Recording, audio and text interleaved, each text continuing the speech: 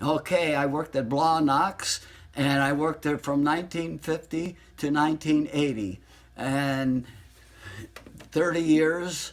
And I did the various machines and run the 60-inch lathes, worked on housings, and I did a lot of the nut bores and did the feet, the windows, the planing, and worked on the various machines for 30 years. It was a good place to work, and it was a variation of doing different types of housings and all kind of machinings. Customers were the big steel, like Inland Steel, Youngstown, U.S. Steel. In fact, their names are on there. And when I start working there, it was Continental Roll. And after Continental Roll, then it was Blaw-Knox, and it was White Company. But before Continental Roll was Hubbard Steel.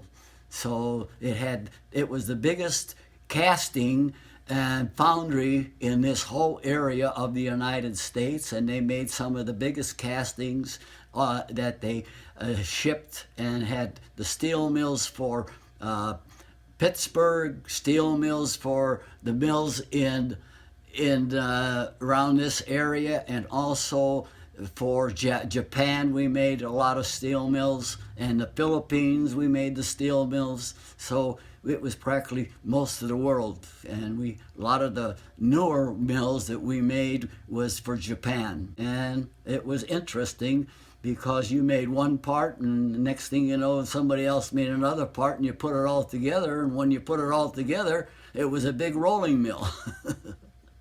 We made the M60 tanks. I wasn't in the tank department, but at one side of the machine shop is where they had the hull line, and then they had the turret line. And also, they cast everything in a foundry of all the tanks. And anything that was cast, even the doors, everything on the tank that was cast at Blaw-Knox. And we would pre-machine it, then they would stress relieve it, and then they would machine it, and then they would send it to the assembly where they assembled it. I believe it was in Pittsburgh, but I'm not sure.